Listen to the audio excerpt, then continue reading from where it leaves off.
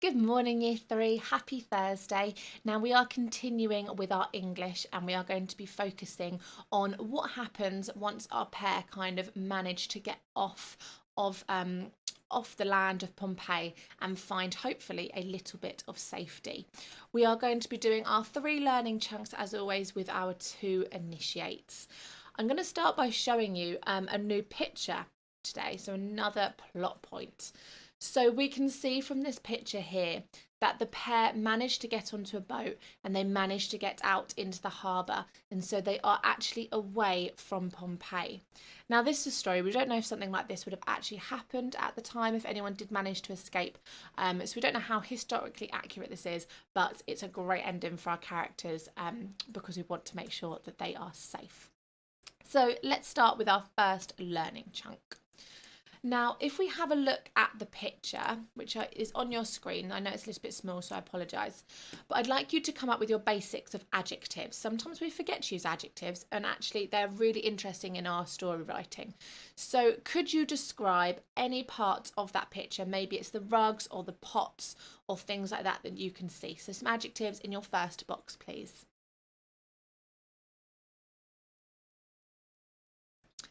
Right, some ideas that you might have come up with were things like dusty or colourful. I only came up with 2. I'm sure that you have got plenty more multicoloured, large, heavy, anything like that you could use to describe those rugs. Okay, so our second learning chunk here is we're going to try and collect some fronted adverbials. Now, this can kind of be a way that you'd like to start the sentence. So is it where the pair is? Is it something that's going on at the time when they're looking back at their city? What could you use to start your sentence? Is it a place adverb, a time adverb, or a cause adverb? I don't mind which one you do, but just jot down some things that you could use to start your sentence off with, please.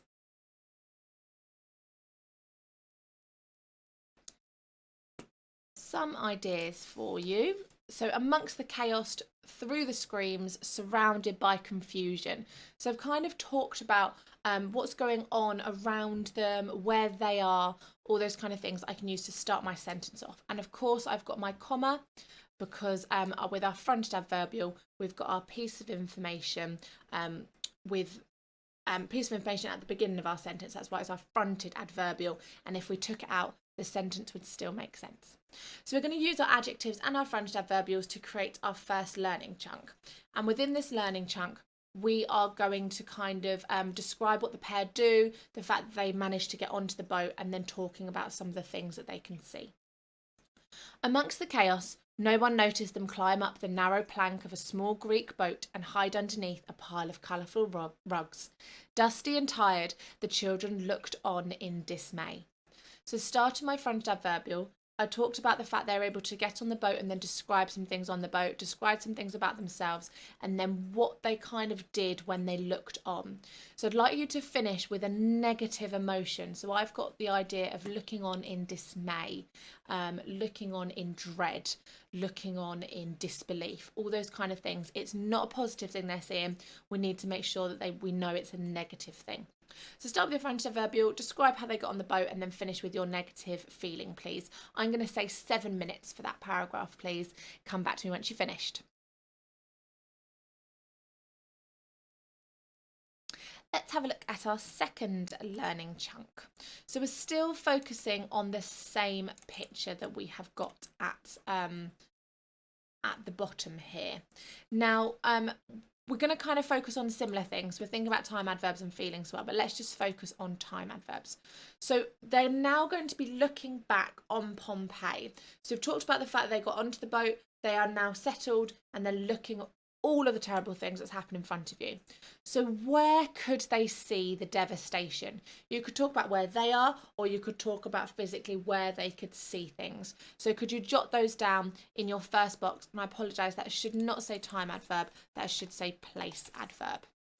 So place adverbs in your third box, please.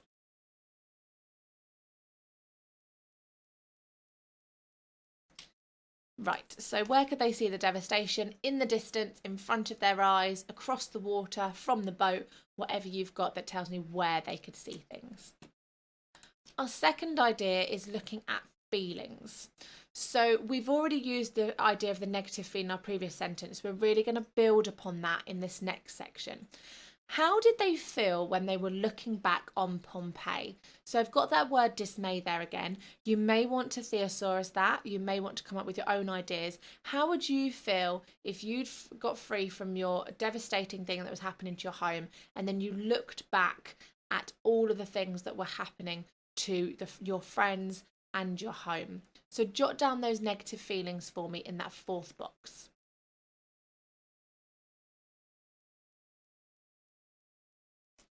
Let's have a look at what else we could have come up with. Sadness, or they could be distraught, all those kind of things. So for our next learning chunk, we're going to talk about where they could see the things and how they felt when they could see the devastation that was happening. In the distance, start off my place adverb. A flash of silvery lightning licked across the sky. A snake's forked tongue lashed out of fury to strike its pet prey. The world was on fire. It was nature's turn to take its revenge. As they looked out from the safety of their hiding place, they were horrified. So I've talked about where they could see it, and I've talked about the negative feeling they had seeing those things. But in between that, I have gone into detail. I've used some similes and some metaphors to describe what was happening. I don't mind how you describe this, but I'd really like you to kind of give the reader really clear images in their head of what was happening to Pompeii at the time. So was it, being completely covered by ash? The sentence, it was nature's turn to take its revenge. Could you do something similar to that? Why would you think this was happening? And really thinking about describing what was going on for me, please. So this is a difficult paragraph. I'm very aware of that. I've used lots of different things within this, but this is where you can be creative. This is where you can show me your writing skills, what you've got in your brain, all the ideas that you have been coming up with. So start with a place adverb.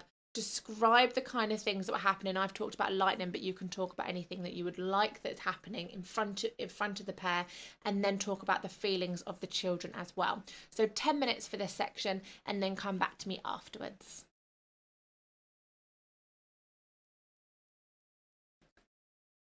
There is another picture that we are going to be looking at for this final learning chunk.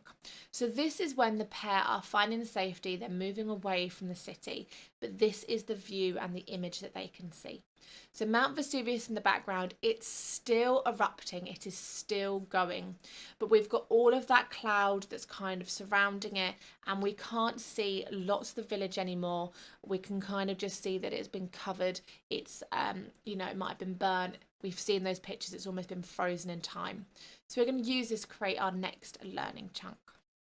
So we're going to do two things here to try and create a metaphor, so something that can't actually happen that we use to describe things. So we're going to focus on the idea of the volcano, and we are going to try and describe it in a metaphor. So we're going to focus on describing the volcano as a noun, so a thing. How could we describe it as a thing? So if we think about all those things that have maybe negative connotations. So I'm going to give you an example of the kind of thing I'm looking for. So maybe like a giant. Okay, how could you describe the volcano as a noun, a thing? Jot that down in your fifth box, please.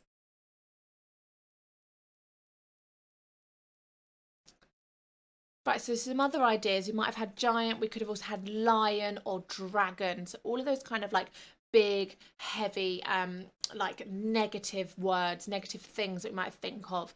I'm not sure I'd describe my volcano as a bunny rabbit because that has a very different connotation to a dragon.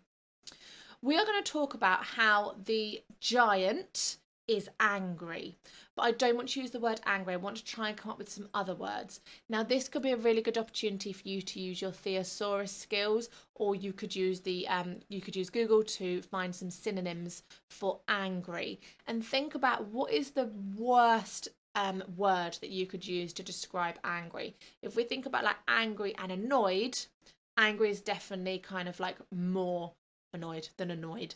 So we're kind of like thinking about the scale of the meaning of the word. So could you find a word that means like the most angry you could be? So words for angry in your last and sixth box, please.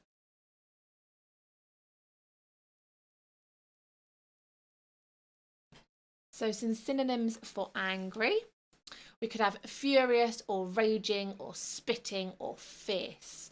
So you may have come up with some other ones as well, but show that the volcano is angry. A volcano can't actually be angry. That's why we're kind of like creating this metaphor within it.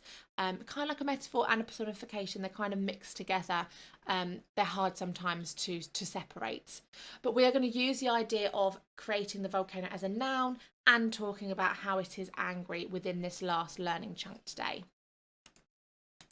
Suddenly, they heard the mighty roar of the awakened giant. The top of Mount Vesuvius exploded and the angry flames ripped upwards. So while they're sitting there, the volcano gets even angrier and it erupts even more. I've talked about the mighty roar of the awakened giant. The volcano isn't actually a giant. It doesn't roar. It might sound like it's making noises, but that's kind of creating that metaphor, almost personification. I said it's hard to separate them sometimes. One of the things I'd like to bring your attention to is Mount Vesuvius. Now, Mount Vesuvius is the name of the volcano. So both Mount and Vesuvius need capital letters when you are talking about it. So the top blew off, exploded, angry flames ripped upwards. So start with a time adverb if you can, always we can, just tell me when something happened. Use a metaphor personification about the volcano kind of awakening up, and then tell me some more information about angriness. This is where you could use your furious, you could use that within your noun phrase as well. It's up to you. Use the ideas we've collected already. You can use them in more than 2 places. Time adverb, what happened? Make sure you use capital letters. I'm going to give you 5 minutes to do this, please, and then come back to me afterwards.